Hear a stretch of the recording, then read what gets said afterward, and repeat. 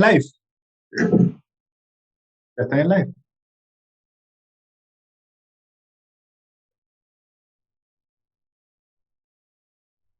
Dame un segundo.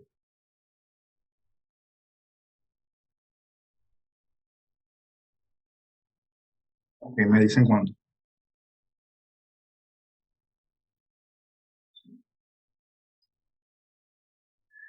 Ok, perfecto. Muy buenos días a todos. Muchas gracias por acompañarnos en esta mañana para las personas de aquí en Estados Unidos y buenas tardes para las personas que nos acompañan desde países europeos. Mi nombre es César Tovar y le hablo aquí desde las instalaciones de Miami Business Technological de la ciudad de Miami. Aquí estoy para presentarle al decano, el doctor Olmedo Farfán. El doctor Olmedo tiene doctorado en economía y tiene amplia experiencia de más de 30 años en el campo de la educación superior en América Latina, Estados Unidos y Europa, y tanto en el sector público como privado.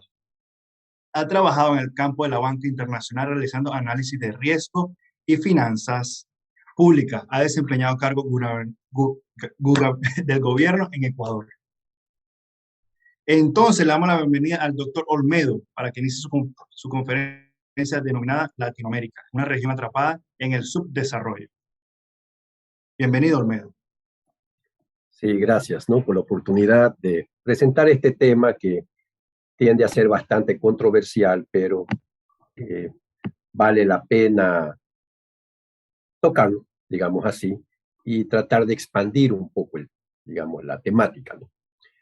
Latinoamérica. Y quiero empezar con las palabras, una frase de el presidente del BID, Enrique Iglesias, quien dijo una frase bastante triste, digamos así: pobreza e inequidad son las más grandes asignaturas pendientes tiene América Latina. La región se ha convertido, como indican las cifras, en el continente de mayor polarización social en el mundo. Frase de el propio presidente del BID. Antes quisiera hacer un poco de historia, en realidad, de Latinoamérica. Recordemos la América Latina de los años 30, 40, 50, 60, cuando surgieron bastantes cambios de esos modelos netamente agrícolas a los modelos agroexportadores en unos países y la industrialización en otros. En este caso, por ejemplo, podemos mencionar a Argentina en la década de los 50, que llegó a ser considerado uno de los gigantes del continente, ¿no? Colombia, asimismo, con su industria textil, con su industria de curtiembre y, lógicamente, con su industria minera, ¿no? En lo que correspondía a esmeraldas, etc. Mientras que otras trataron de adoptar ese modelo agroexportador, lastimosamente no tuvieron éxito y fueron sucumbiendo en el campo. Viene la década de los 70, una década bastante difícil para América Latina. Se dan golpes de Estado, las famosas dictaduras militares en muchos países: Guatemala, El Salvador, Honduras, en el caso de Ecuador también, caso de Argentina, caso de Chile, las que de una u otra manera conducen a la región a un estancamiento. Si bien es cierto que se trató de imponer mejoras sociales y hubo cierta mejora en la infraestructura de estos países, sin embargo, más se agravaron y la pobreza tuvo esa tendencia a acentuarse. Saliendo de esa década trágica, que pudiéramos decir así, dictatorial, América Latina entra a la década de los 80. Había grandes esperanzas y se hablaba de un resurgimiento, dado que se retornaba a los procesos democráticos en estos países. Lastimosamente, cayó en lo que se denomina la década perdida de América Latina. Prácticamente todos los años 80 condujeron a la región a un sobreendeudamiento y también a una crisis social y económica. Pocos fueron los países que salieron exitosos, como en el caso de Chile, que inicialmente fue llamado el milagro chileno, ¿no? Por los continuos cambios y la liberalización que se dio en muchos de sus procesos, como Chile comenzó con una liberalización comercial y luego procede a una liberalización financiera muy bien regulada, ¿no? Lo que dio paso a que el país crezca rápidamente. Otros países como Argentina sufrieron ese estancamiento, no pudieron. Ecuador asimismo. Venezuela continuó con su proceso de ser un país prácticamente que lo único que lo sostenía eran sus exportaciones petroleras, ¿no? Pero luego también entran ciertos cambios eh, que atentaron contra la democracia de estos países. Centroamérica no pudo resurgir, un país realmente impactado por las guerras civiles y por las dictaduras, lo cual se le dificultó entrar en estos procesos, ¿no? Durante esa década de los 80, en que estas revoluciones continuaron aún en esos países. Viene la década de los 90, se consideraba mucho a la región, perdón, como los mercados emergentes en el mundo. Sin embargo, pese a que sí resurgieron ciertas innovaciones en los procesos industriales, en los procesos de comercialización, sin embargo, los países, perdón, de la región no pudieron competir con los llamados tigres asiáticos, ¿no? Que eran 7 países que realmente de la nada resurgieron y se convirtieron en esos mercados emergentes y hoy en la actualidad son considerados como potencias económicas, llámese Singapur, Corea del Norte, etcétera, ¿no? Indonesia, Malasia, ¿no? Y Latinoamérica, lógicamente, se estancó. Viene ya el nuevo siglo, los años 2000, Latinoamérica parece que no resurge, no logra salir adelante, la década del 2010 y lógicamente entramos hacia una década ya de los 2020, pero en circunstancias en que más bien han agravado la situación de la región, ¿no? ¿Qué ha pasado con América Latina? Bueno, hay un problema bastante grave en la región, ¿ya?, que es prácticamente el que aqueja a todos de manera general, y es el problema de la distribución del ingreso, ¿ya? La pobreza se ha convertido en un círculo vicioso, el tema de la escasa inversión doméstica, el tema del escaso empleo, el escaso crecimiento que tiene la región en comparación con países, digamos, los que llamamos de Asia, ¿no? Del sudeste asiático. Pero muchos nos preguntamos qué es lo que ha ocasionado esos problemas económicos. Bueno, sencillamente hay una respuesta muy corta y es la fragilidad de la democracia en estos países. Una región que no supo imponer verdaderos cambios y transformaciones en su institucionalidad, sino que más bien con el transcurso del tiempo, esas frágiles democracias condujeron hacia una división total en muchos países, ¿no? Vemos que algunos experimentaron con ese famoso socialismo del siglo XXI, que prácticamente ha conducido a Venezuela a un caos, ¿ya? Se intentó hacerlo en el Ecuador, Bolivia también pasó por eso, aunque Bolivia supo mantener ciertas condiciones estables. Y, lógicamente, todos estos procesos que ya ni siquiera pueden ser considerados ideológicos, ¿no? Porque al derrumbarse el muro de Berlín prácticamente se acabaron esos conceptos de izquierda total, de planificación económica centralizada, sino que más bien se trató de impulsar las economías de mercado, ¿no? Esa fragilidad democrática es lo que ha permitido un caos y un desorden. Vemos un resquebrajamiento institucional en muchos países, ¿no? No se fortalecieron sus instituciones. Vemos también el resquebrajamiento del tejido social en estos países, ¿no? Prácticamente una división bien grande.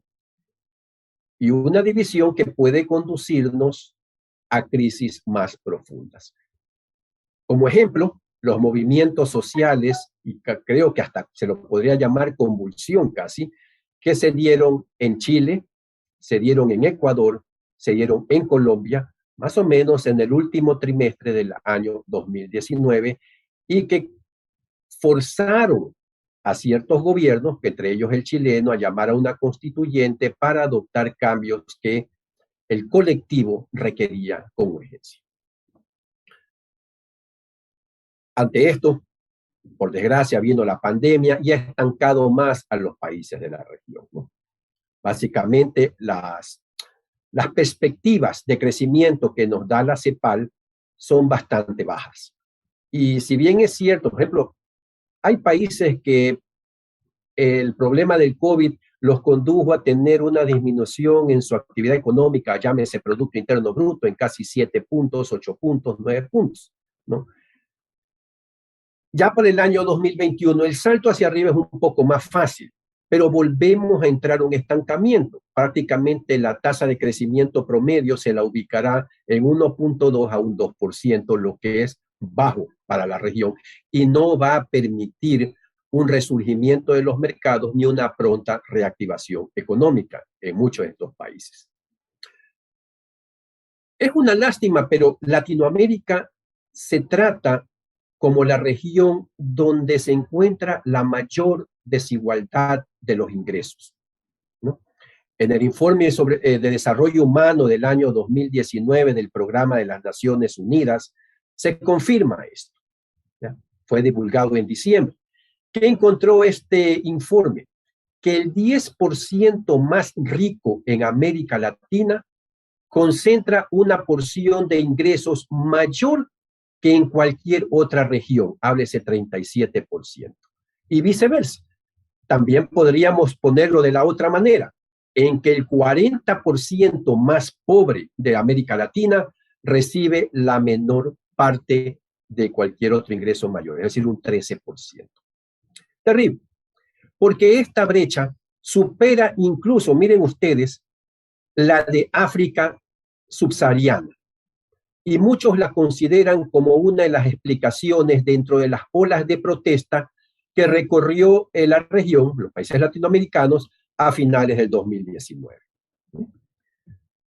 Pese a sus avances económicos y sociales de los primeros años del siglo, América Latina sigue siendo la región más desigual del planeta. Ha advertido en muchos casos incluso la CEPAL. Y la pregunta es entonces, ¿por qué ocurre esto? ¿Ya? Tenemos, por ejemplo, la respuesta del famoso premio Nobel, el economista Stiglitz, que, bueno, se refiere un poco a que el pasado colonial creó las condiciones, ¿no? Pero esto lógicamente nos conduce o nos conduciría a una discusión mucho más detallada. Ya tendríamos que envolver la política y nos tomaríamos horas, si no días, en tratar este tema, ¿no? Pero para tratar de abreviar un poco, él más que nada se refiere a los esquemas, a las desigualdades, a la pésima estratificación socioeconómica que existe en muchos países de la región, lo que conduce a que todavía se conduzcan procesos de industrialización y actividad económica que responden más bien a los términos de la llamada colonia o la época colonial, ¿no? Es decir, él se refiere mucho a la explotación, digamos, empresarial, etcétera, lo cual nos conduce ya a un tema mucho más político, ¿no? Una discusión más política. Lo que sí es cierto es que en América Latina se ha dado un círculo vicioso y no podemos salir de él. Existen otros factores que pudieran explicar ese abismo social en América Latina, ¿no? La región, por ejemplo, es hoy una de las más urbanizadas en el mundo. Y este rápido cambio de estas sociedades rurales se dio en el último siglo, ya en los posteriores, pero de una manera muy desordenada, ¿no? ¿Qué es esto? ¿A qué me estoy refiriendo con esto? A que esa migración rural-urbana se dio prácticamente sin planificación alguna, llegando a afectar, lógicamente, a muchos países de la región. Llámese Perú, llámese Ecuador, que fueron prácticamente los más afectados, y ciertos países de Centroamérica, ¿no?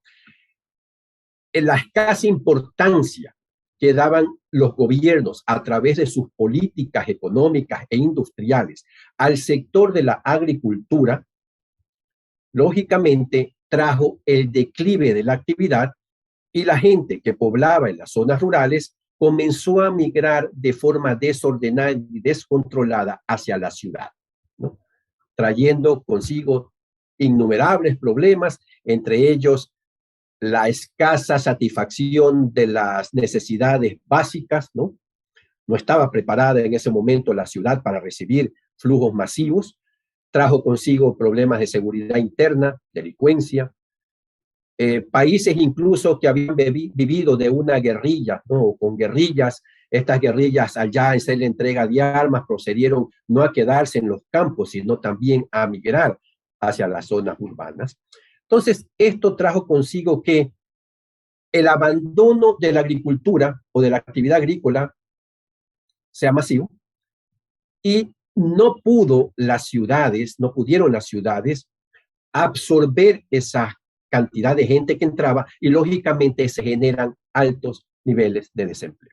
Miren ustedes, algo tan simple como era tener una planificación adecuada, condujo ahora a problemas tan graves que se dan en los países de América Latina, en la mayoría de los países, ¿no? Entonces, ¿qué trae esto como consecuencia? Un alto nivel de desigualdad económica, ¿ya? Y esto, a su vez, trae también la creación de sistemas políticos que ayudan a perpetuar ese tipo de economía, ¿ya? Por ejemplo, no se invierte en educación en la región. Nos hemos quedado atrás. Si nos comparamos a los países del sudeste asiático, en cambio, invirtieron en la educación. Para nuestros gobiernos, digo en general, se lo consideró como un gasto simplemente, mientras que los países del sudeste asiático fue considerada una inversión social el gasto en la educación. Además, también el perpetuar la actividad agrícola cruda, es decir, no convertirnos en muchos países en países agroexportadores, sino seguir siendo productores de los típicos cultivos, café, cacao, banano, etcétera, ¿no? Prácticamente se crea más inequidad. Recuerden ustedes que el agricultor tiene que someterse al intermediario, y es el intermediario el que se beneficia más que el agricultor. Entonces se perpetúa la pobreza en los sectores rurales. En la sociedad latinoamericana hay una pelea, hay como digamos una discusión, hay un continuo y perpetuo enfrentamiento entre ciertos, digamos, niveles de la sociedad, ¿no? En este caso, tenemos nosotros una confrontación, un enfrentamiento continuo entre el trabajador agrícola y, digamos, el industrial, ¿no? Entonces, se ven afectados, comienzan las protestas y, lógicamente, no mejoran las condiciones. Los gobiernos tienen esa tendencia a favorecer, digamos, la gran empresa y no se preocupan de un sector tan vital para la región como es el sector agrícola, donde tenían muchos países sus ventajas, unos absolutas y otras sus ventajas comparativas. En el caso de empleo, la recuperación económica de la región en los últimos meses no se refleja en la creación de empleos. 7 de cada 10 nuevos trabajos son informales y no reponen los puestos perdidos durante la pandemia. Miren ustedes, 7 de cada 10 son informales. Es decir, en vez de ver un crecimiento de las plazas de empleo y de las personas con pleno empleo, hemos más bien, o estamos siendo testigos de ver un resurgimiento de la década de los 50 y de los 60, donde el sector informal era el que predominaba. Como les mencionaba antes, hemos hecho una vuelta hacia atrás, por no decir un estancamiento en muchos otros procesos, ¿no?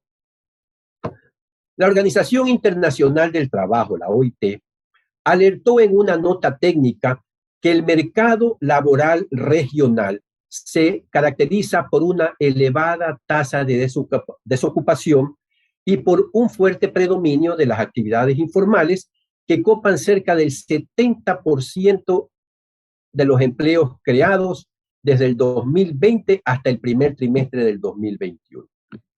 Es decir, persiste y se perpetúa el subempleo o el empleo informal, que un gobierno debe preocupar es por crear los empleos adecuados, ¿no? No una economía subsistir simplemente del empleo informal. ¿Por qué razón? Porque acuérdense ustedes que el empleo informal no contribuye con rentas fiscales, es decir, no paga impuestos, ¿no? Entonces, hay una pregunta que me hace, quiero contestarla. Dice, ¿cree usted que el empleo informal debe desaparecer? No, no debe desaparecer. Lo que no debe el empleo informal es llegar a ser parte de un 70%. O sea, eso, allí está el problema, ¿no? La informalidad siempre va a existir. ¿Por qué? Porque recordemos, por ejemplo, que muchas personas, el sector agrícola, mencionemos, llevan sus productos para no caer en manos del intermediario, que en realidad lo somete a un proceso, puede decirse, de explotación. Entonces ellos llevan a las calles sus productos, otros también hacen lo mismo, otras actividades como por ejemplo industrias caseras, entre comillas, llamemos así, que les es muy difícil crear una empresa por los obstáculos que se presentan, ¿no? Y el tiempo de crear una empresa, y así sea pequeña, y la falta de financiamiento para expandir esos procesos, tienen que permanecer en el sector informal, ¿no? Entonces, no es que debe desaparecer. El volumen debe bajar. Es decir, una economía no debe prácticamente estar fundamentada en actividades de empleo, de subempleo o actividades informales. En una pequeña frase podemos decir que no se están generando ni la cantidad ni la calidad de los empleos que requiere la región para hacer secuelas a una crisis sin precedentes. El panorama laboral es complejo y plantea desafíos de grandes magnitudes. Pero aquí viene algo también. Cuidado, muchos gobiernos, en su afán de promover la creación de empleo a través de que los empresarios aumenten o decidan expandir sus empresas, se fundamenten en que hay que hacer ciertas reformas laborales que atentan contra los derechos de los trabajadores. ¿Y por qué esto debe evitarse? Una vez más, recordemos el último trimestre del año 2019. Eso nos puede conducir a convulsiones sociales, caos, enfrentamientos, ¿no? Entonces, tienen que darse respuestas de otro tipo. Recordemos que el COVID-19 también ha tenido un fuerte impacto en la destrucción prácticamente de los empleos formales, ¿no? No hubo ventas y con justa razón las empresas tuvieron que despedir empleados y lógicamente muchos de estos pasaron a la informalidad, ¿no? En definitiva, la región en lo relacionado a empleo experimenta una recuperación insuficiente de los puestos de trabajo en la región, ¿no? Y ese aumento que ha habido no ha logrado compensar la pérdida total de las plazas de empleo anteriores. Va a ser muy lento, muy, digamos, va a ir en forma, como podría decirse, paulatina, no repentina, pero va a ser como un proceso gradual y de largo plazo el poder llegar a niveles de empleo mayor a los que los países latinoamericanos están atravesando, ¿no? Vemos también que otros indicadores laborales considerados en el análisis de la CEPAL y de la OIT consideran como crítico esto de aquí, ¿no? Y que los gobiernos no han tenido la capacidad de resolver problemas de índole estructural. América Latina y el Caribe entonces enfrentan desafíos extremadamente grandes. Como dije antes, la recuperación económica será parcial y en paralelo debido, digamos, a los mejores precios en ciertas materias primas, a un aumento en la demanda, pero que va a ser lento. Entonces, si vemos países que en estos momentos están creciendo, ¿no? Perú, por ejemplo, es un país que en la temática agrícola está exportando gracias a las alianzas que hizo, a los tratados, en que otros países, en cambio, se quedaron atrás, ¿no? Recordemos Alianza del Pacífico, recordemos los convenios o acuerdos de comercio con la Unión Europea, tratados de libre comercio con los Estados Unidos. Muchos países, por estos motivos ideológicos, se aislaron de estos procesos y no pueden solos, digamos, enfrentar estos problemas, ya que al no haber un acuerdo, no haber un tratado, entonces no pudieron negociar en grupo. ¿Cómo promover la creación de empleos en Latinoamérica? Es sencillo. Respondiendo a una pregunta que salió una inquietud allí de una de las personas que me están oyendo. Es indispensable mejorar la calidad de la educación en América Latina. Nuestro sistema educativo tiene que responder ante una demanda verdadera. ¿Qué es lo que quieren? ¿Qué es lo que se espera? El mundo es tecnología.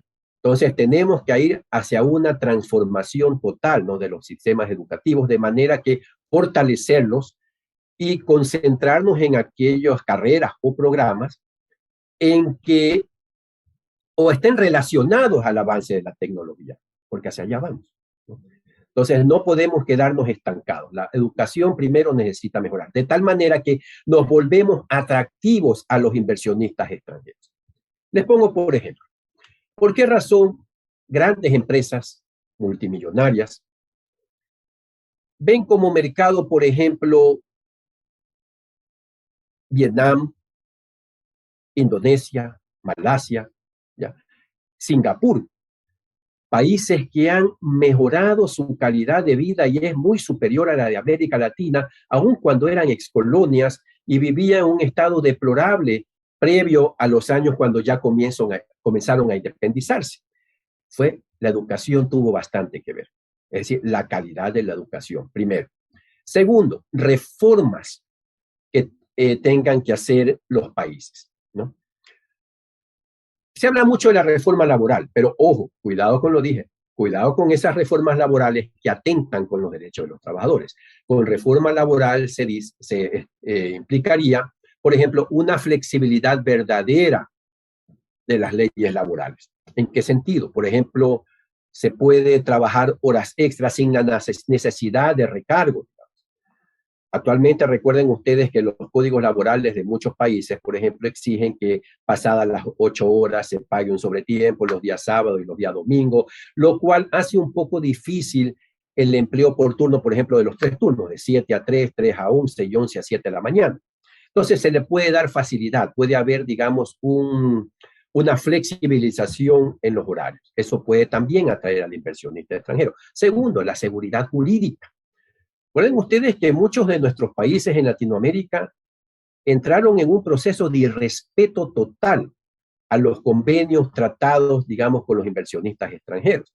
De un día a otro cambiaron las leyes, de tal manera que ¿qué inversionista quiere ir a un país en que se lo desprotege totalmente y queda inmerso en un laberinto legal que lo que ocasiona es problemas? Entonces vean ustedes, seguridad jurídica, seguridad interna. Aunque no lo crean, los índices de delincuencia, cuando son elevados, alejan la inversión extranjera. Y en esto hemos visto países en que realmente se ahuyenta al no darle esa seguridad, ¿no? Son países con índices de crimen bastante elevados y lo que tienen que hacer los gobiernos es comenzar a solucionar tales problemas, ¿no?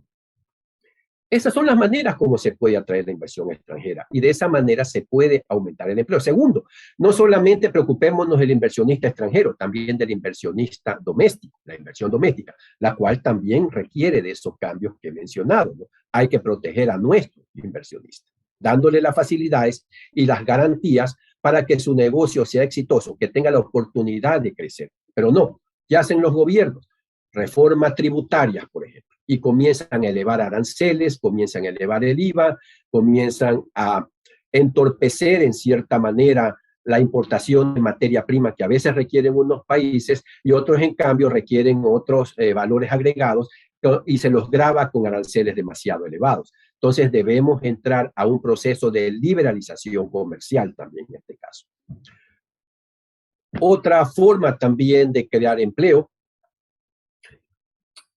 es la de entrar en procesos, ya les digo, de corte estructural. Procesos, por ejemplo, que faciliten creación de empresas en el país. Y, además, tasas de interés que realmente no castiguen al microempresario ni a las pymes, sino que más bien les permitan acelerar sus procesos de crecimiento, expandirse. Pero no, muchas veces se tiene la tendencia a pensar de que el microcrédito y la pyme es demasiado riesgoso y se le impone tasas, por ejemplo, en dólares que van del 20, 18, 20, 22%, lo cual vuelve imposible expandir esa actividad, ¿no? Dentro de la dimensión, miren, hemos discutido inversión extranjera, hemos discutido empleo. Vamos a ver el problema más grande, y es la dimensión política.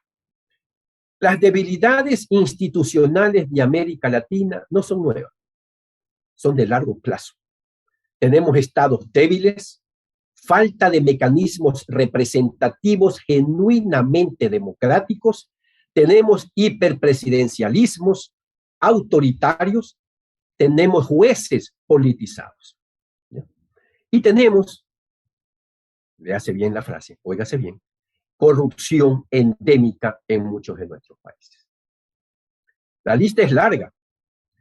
En la primera década y media del siglo, el boom de los commodities y las esperanzas que se despertaron por el acceso a los gobiernos de partidos de izquierda y centroizquierda generaron una estabilidad que atenuó un poco el conflicto social.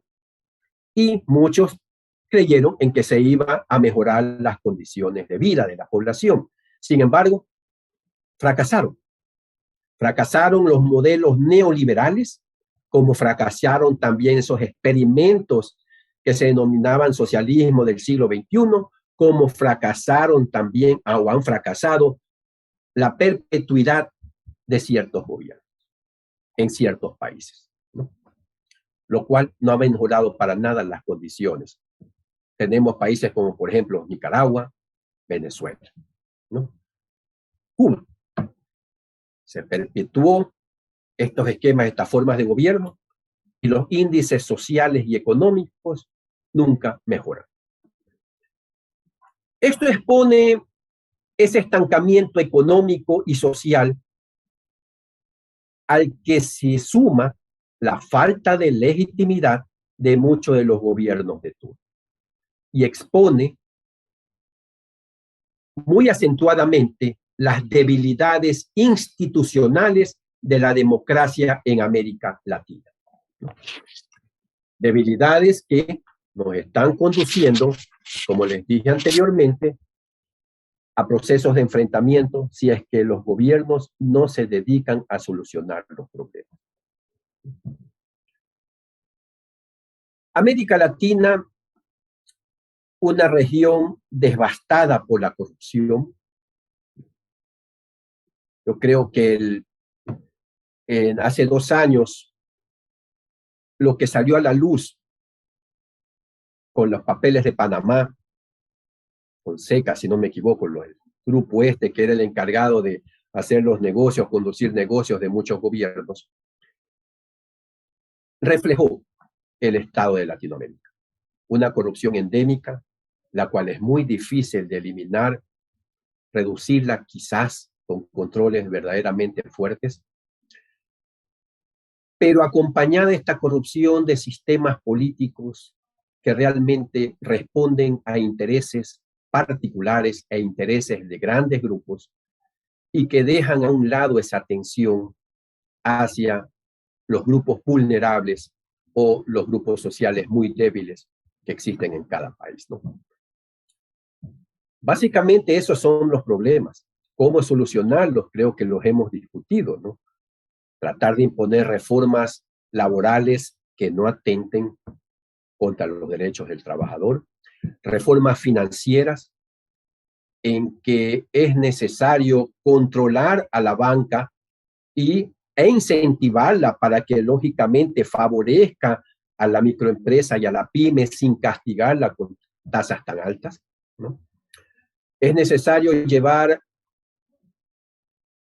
legitimizar, ¿no?, la política. Reformas democráticas, reformas a los códigos de la democracia de cada país es indispensable para que aquellos quienes sean elegidos realmente representen a los grupos, digamos, diversos que los eligen, al colectivo, ¿no? No que respondan a intereses de grupo.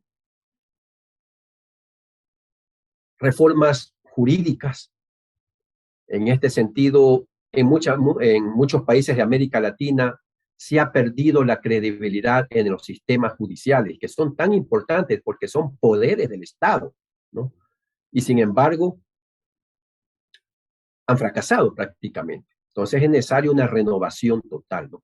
Es necesario implementar cambios en los sistemas educativos, modernizarlos, ¿no? Realmente responder ante una verdadera demanda, qué es lo que quiere el mundo. Con esto le estoy diciendo un poco que es necesario también fortalecer a Latinoamérica dentro del ámbito tecnológico, ¿no? Miren ustedes el problema que se dio con la pandemia. En muchos países cuya región rural es bastante amplia, prácticamente sufrieron estragos bastante, digamos, graves, ¿no? ¿Por qué? Porque ante la escasa capacidad tecnológica, la infraestructura tecnológica de estos países no logró que no permitió que en las regiones rurales, por ejemplo, se trabaje adecuadamente. Es decir, los niveles, prácticamente se ha perdido un año de educación en esos países, ¿no? Un año de escolaridad, de enseñanza, ¿no? Porque eran muy pocos, digamos, los países que sí tenían una infraestructura bastante avanzada, de manera que no se dejaba desprotegida a la región rural, ¿no?, cuya niñez necesita una educación bastante, digamos, buena y adecuada. Adolescencia, niñez, hablemos de todo tipo de educación. Entonces, reformas educativas, reformas tecnológicas. ¿Serán estas posibles? Lógicamente eso depende de cada pueblo, digamos así, ¿no?, de cada sociedad, en elegir sus gobernantes, sus representantes, de una manera, digamos, que realmente eficiente y eficaz. Caso contrario, América Latina seguirá en ese círculo vicioso y lo que viviremos es una desigualdad y una inequidad social perpetua. Espero con esto haberlos un poco iluminados, ¿no?, en la temática de América Latina. He querido reforzar este punto porque es una región bastante afectada, igual que otras, ¿no?, por la pandemia, y la recuperación tiene que ser acelerada. No podemos estancarnos en esta ocasión, ¿no? En muchos países se están adoptando cambios, ¿no? Creo que en este y el próximo año será un año de periodos electorales en muchos gobiernos, y yo creo que cada sociedad tiene que exigir, ¿no?, tiene que demandar igualdad, oportunidades de empleo, una excelente educación, ¿no? Veo las cifras del sudeste asiático y realmente me quedo impresionado porque la manera acelerada como se han ido y se recuperan, ¿no? Mientras que las cifras y las proyecciones para América Latina realmente están, miren, no las digo yo, las dice el BID, las dice la CEPAL, las Naciones Unidas, son bastante preocupantes, ¿no? Porque si los gobiernos de turno no atienden estas necesidades, entonces se podría repetir lo que vivimos en el último trimestre del 2019, pero ya a una escala mayor, ¿no? Esperemos que no sea así, tenemos que siempre ver con esperanza y con optimismo el futuro, en eso no debemos desmayar, y yo creo que también de mucho depende de nosotros mismos, ¿no?, el hecho de velar porque el continente, la región, salga adelante, ¿no? Gracias por la oportunidad de haberme dirigido a ustedes y espero hayan aprendido mucho en esta charla, ¿no?